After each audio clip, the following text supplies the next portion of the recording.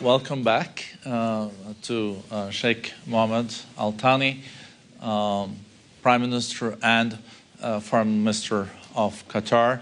I think you have seen him a lot on CNN, BBC, Al Jazeera in the last weeks. And again, big thank you and congratulations on the ceasefire in Gaza and also on the hostage deal, where I know you have worked so extremely hard, and it's making a huge difference. And I think what we're all thinking about now, what are the next steps? What did you agree as the next steps?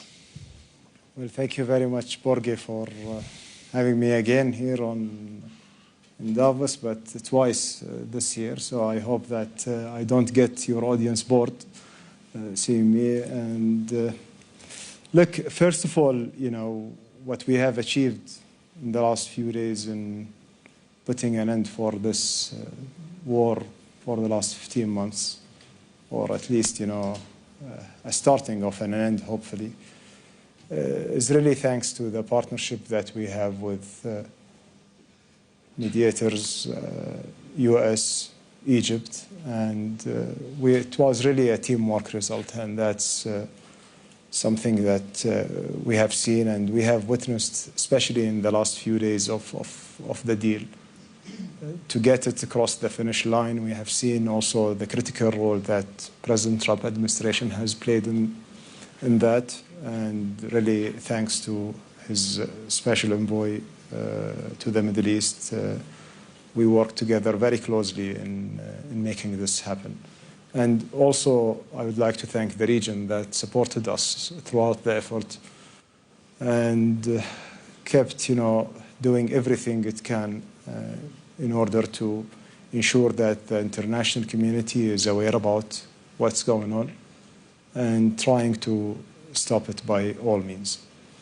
Now, yes, we are hopeful. We are happy to see the first day of the ceasefire is starting. We are happy to see that people of Gaza are starting to get relief. And we are also happy for the hostages to see them back to their families. And we hope that this will sustain, will continue, will stand, will hold up to the end, and to move to phase 2 and to phase 3 and to the permanent ceasefire, hopefully. Now, you know, a lot of questions are raised. How can we ensure that this sustains, and how can we ensure that this is implemented? I would say, like, the first thing that we should look at, that the parties of the agreement, they should adhere to what they have committed to. The guarantor and the mediators will do everything in our hands in order to ensure that it's fully implemented. We have set mechanisms in place to ensure that if there is anything violated in the agreement, to be addressed at a very early stage. and not to have the agreement collapsing or deteriorating. Now, there is still a long way to go. There are still negotiations will continue for phase 2. It won't be an easy negotiations, but I hope it's not as difficult as what we have been through. Just, calculating the days since the collapse of the first ceasefire that we have brokered back in November in 2023, it was 411 days of ups and downs, continuous negotiations. And what's really, when we look at and reflect on what we have achieved in the last few days, we felt really sorry for all the time that we wasted in these negotiations, while we know that at the end of the day, it will be only resolved around the negotiating table. And we have seen that the framework that we have agreed on in December is the one that's been realized a couple of days ago.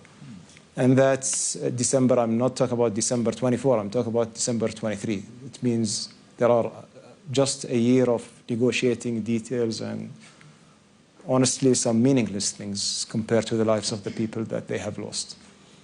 So we are hopeful that now the calculations will be different and everyone will feel responsible to put an end for this. And we would like really to talk about the future and to be more forward-looking.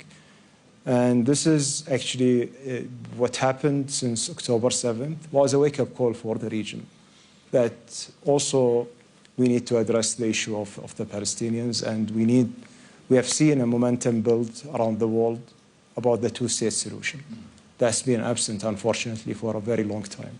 And we hope that we can build on that momentum and achieve this, and having a peaceful region where all people living side by side peacefully in a secure and safe environment. And that's what we are aspiring for, what we are trying to do and to contribute our best in order to ensure that there is a stability in this region for the stability of our own people, whether it's in Qatar or in the GCC or in the extended region. We had the inaugural address of President Trump yesterday. We know Trump 1.0 was the Abraham's Accord. Do you think that Trump 2.0 will also be more open for working for a two-state solution?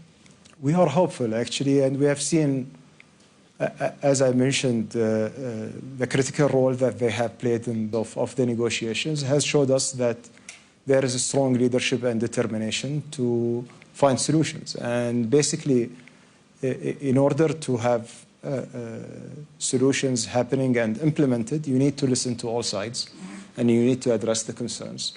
And you need to make sure that you are pushing all sides even to accept things that maybe they don't want to accept it because of, short-term political goals that will not serve the people and the people's stability. When you look at Gaza today, approximately 80% of the infrastructure is destroyed. So it will cost a lot, to put it mildly, to rebuild this. One thing is the immediate humanitarian support that is needed, as food, water, and also shelter. But then to reconstruct that, and I think for reconstruction there also has to be a framework there, so there is some guarantees that it will not be destroyed for the fourth time, because I think now it's at least it's been rebuilt twice. So we know at the third, bit like how you count, but will you think the ceasefire has in it also a path towards this, so international donors will be available?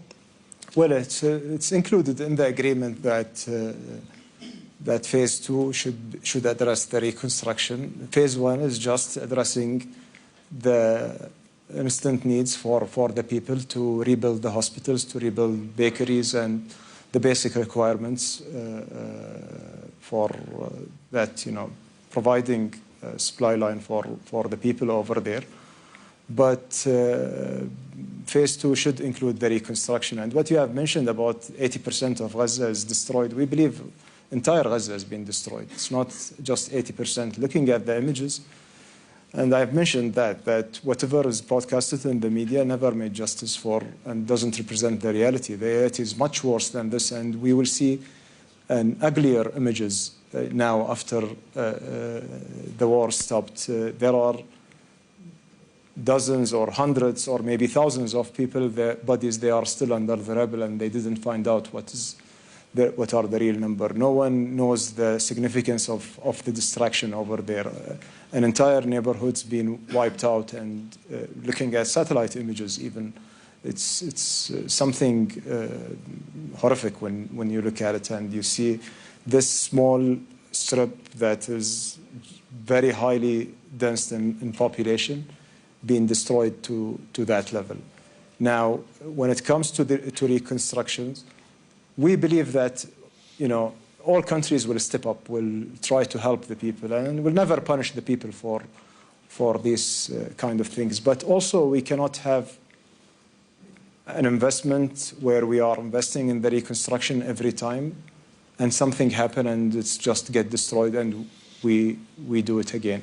That's why I'm saying that there is now a huge requirement and a huge pressure on all of us to look at sustainable solutions where we can sustain peace, where we can also give assurances and comfort for countries to understand that those investments will not go for waste. And there needs then to be a Palestinian leadership in Gaza that will be able to govern, because we know seeing also challenges on upholding order, and also there is lootings going on and all this. So one possibility then would be that the PA and the leadership under Abu Mazen in the West Bank will then take on a leadership in Gaza. But that's not without its problems either, because we know there is not the best relationship between, of course, Hamas and PLO and Fatah. How do you see this? Well, look, first of all, when we look at this, the Palestinian people and the Palestinian government, the leadership over there, they are no less than any other country. And I believe that this question needs to be asked to them, how they can reconcile themselves and, to push for a Palestinian leadership that can take over the situation in Gaza. And this is a decision will be made only by the Palestinian. And we have seen and we have heard a lot of countries coming together trying to talk about the day after. This day after cannot happen without Palestinians in it, and Palestinians agree on that shape and how it will look like. Now, we hope that the PA will find an arrangement, they will need to find an arrangement with everyone. It's not only, I'm not talking about Hamas here, but I'm talking about all factions of the Palestinians, that there should be a government that represent everybody, that's be a professional government that take care of the situation in the reconstruction in Gaza, but also this shouldn't happen in isolation from the West Bank, and both of them should be one unit under one governance. That's what we have to push for and we have to support, and I believe if there is a determination, I think we can get there very, very, very soon. And then there is new concerns about the stability of the government in Ramallah, in the PA. We know that there has been uprisings, there has been conflicts, and there's real speculations now that the security arrangement held up by the PA is very, very vulnerable. Is that something that is that according to what you're getting as information too, and how will this play out? That would be now on top of what has been we're seeing in Gaza, extremely worrisome. Well, looking at the situation in the West Bank and the instability that it's there, yes, it's there, it's happening, and unfortunately, there is. We see all these, events that taking place, especially in the last few months. But also, we need to look at the picture at its entirety, and looking at what is leading us to this kind of chaos over there and instability in the West Bank. And we have seen that there are settlers who are committing crimes against the Palestinians, and they are just, they can go freely there, and they've never been prosecuted. And we have seen that this is just increasing the hate and increasing the provocation for the Palestinian people. It's not justifying a reaction to harm anyone, but also Palestinian people needs to be protected, and they have the right to be protected.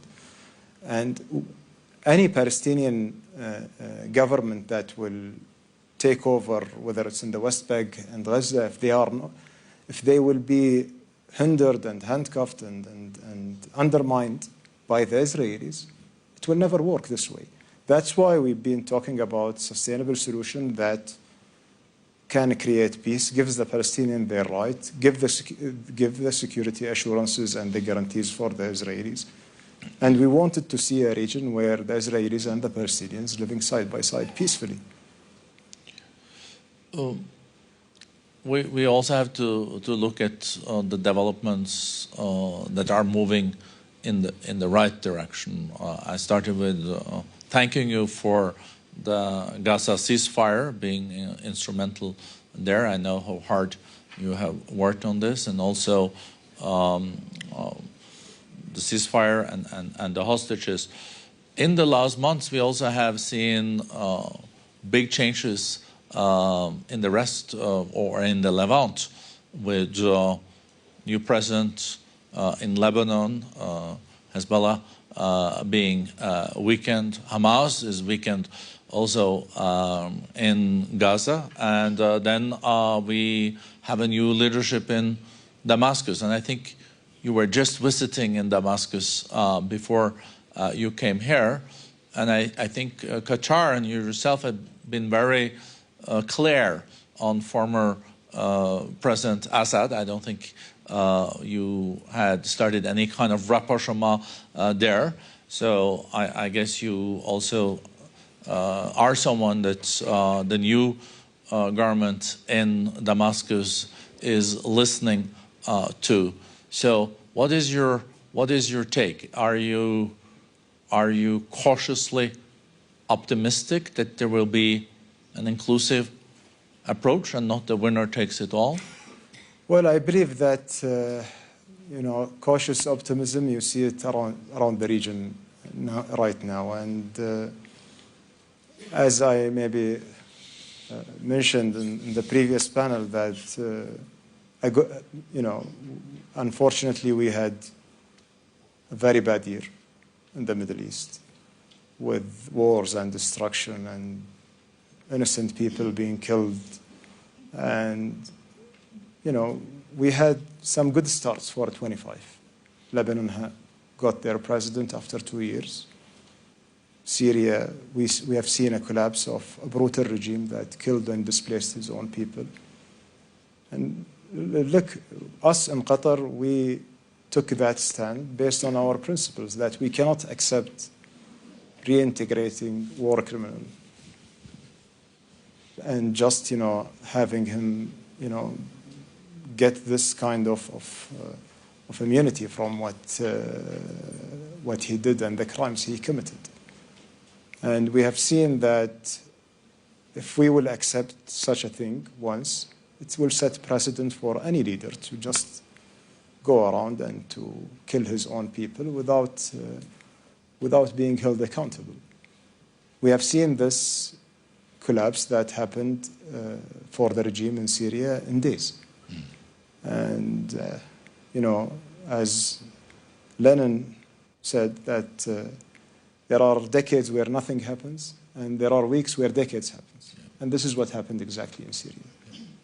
And in Lebanon too, you would include, or not so? Well, I believe Syria, this is like more applicable to them than anyone else because of the nature of the conflict over there. You think it started in Lebanon, and what happened in Lebanon with Hezbollah was also what led to the collapse of Assad in Syria? If you ask me what's personally, I think Gaza started everything. Yeah. And that's basically, the nature of the region that's very interconnected. And when you look at the development now in Syria and engaging with the new leadership over there and the new administration in Syria, we should be cautiously optimistic because no one is knowing them. And we are engaging with them for the first time. We've been listening and we've been seeing some of, very right steps. Also, we should set the expectations right for them. They came to power in days that no one was expecting. And things will need time to stabilize, and they need to be enabled to help to stabilize things.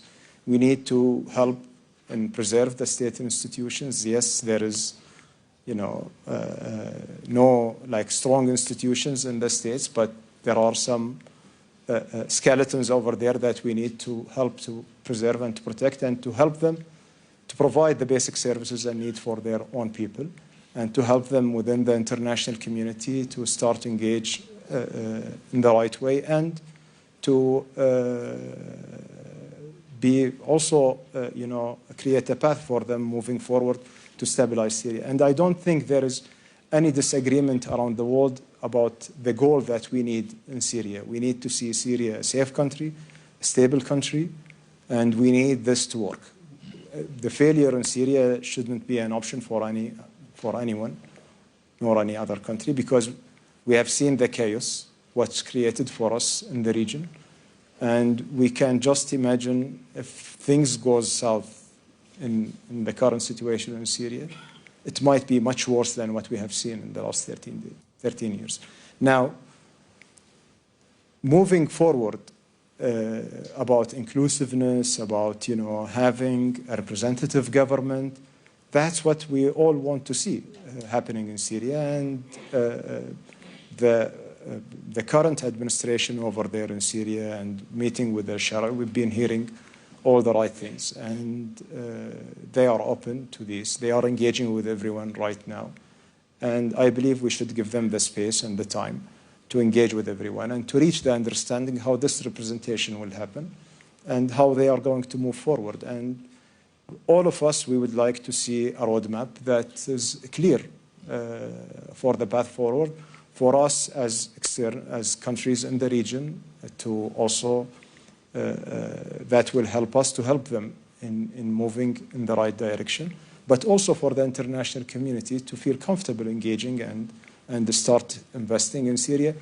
And I believe the potential in Syria and the region will be huge, will be significant. We will see development that's happening in a speed where we never expected if things goes in the right direction and things get stable. The Syrian people are outstanding people. They are innovative. They create opportunities out of nothing. We have seen them around the world. We have seen the contribution that they have contributed to different countries that they came as refugees to those countries. In some countries, they started as refugees that needs help. They became employers, main employers for these countries' citizens. So there is a huge potential in the Syrian people that we see great opportunities ahead of us.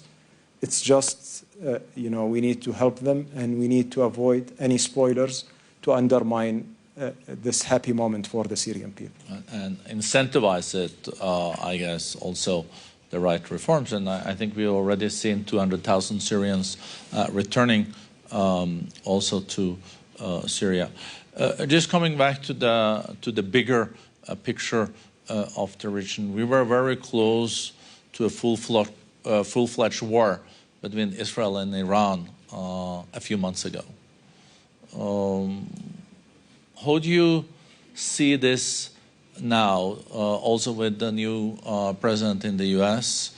Trump was not in favor of the JSPOA, so he killed that one last time he was president.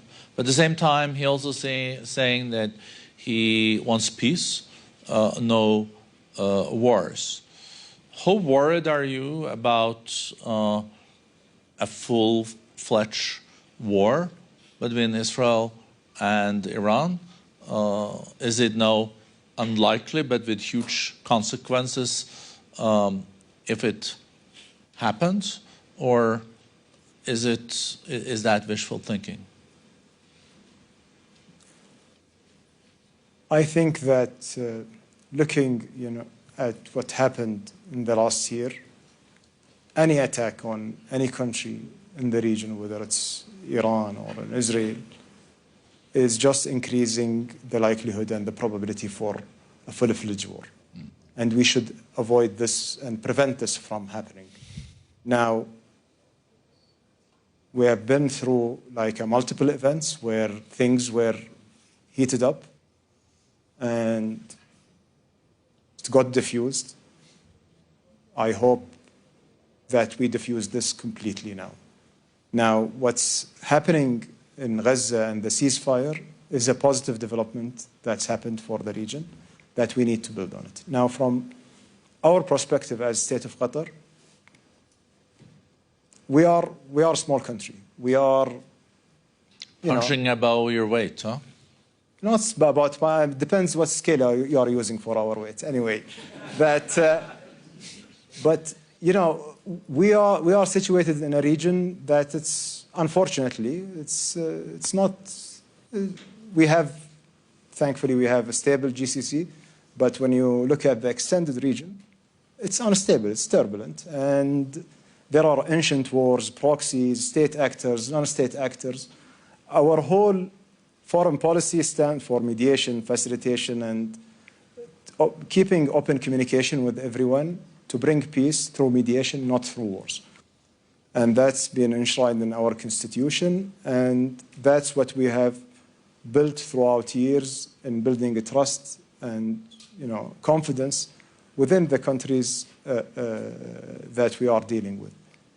Now, when you ask me, or if the U.S., the new administration is asking us about our opinion on this, we see that the only way forward is a diplomatic solution, that they should come to a negotiating table, try to find a deal that is addressing the concerns of everyone, including the concerns of the region. I'm a neighboring country to Iran, and I don't want to see a nuclear race happening in the region. So it's in our interest, before anyone, to have a nuclear-free region.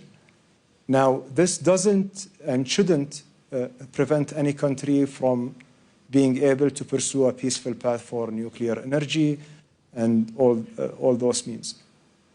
But also, it needs leadership from the region, that we see that all the countries in the GCC at least coming together, that we are looking for a peaceful path, for a solution with the nuclear issue in Iran, and we are advocating for this with the US administration. And look, President Trump, he's someone who been declaring many times he wants to end wars, not to start one. And definitely he would prefer to have a deal with, and they've been saying this to us all the time before, when we met before the elections, that was his position. After the election, in the different engagements with his team, this is the choice, and the strategic choice for them is to find a solution, not to escalate the situation. And if this is the case, they will definitely find a strong partner within Qatar and the GCC countries. Well, thank you, and I think you, based on that, will be kept quite busy also in the 4 years to come. You have the Houthi situation that has to be solved. I think the rapprochement potentially with Iran is also something that will need a lot of work. The ballistic missile capacity is still very strong. The GCC countries don't have any Iron Dome, at least not at the level of the Israelis. I know we're getting very close to the end, but short question and short answer. Do you think the situation with Hezbollah, Hamas, and with Assad has changed a bit of the approach in Tehran? Well, I don't think that, this is something for me to comment on. I'm someone who is trying to bring peace to the region, someone who is trying to keep open communication channel with everyone, and I hope to see a stable region and prosperous future for our people. It's not our mistake. We are born in a region that sometimes likes the world attention, so they create a lot of problems. But thank you for a very wise answer from future peace and reconciliation facilitator. Thank you so much, Sheikh Mohammed, for joining us. Thank you for your leadership. Thank you for also your friendship. I think we will see more from you in the years to come. So thank you so much for joining us.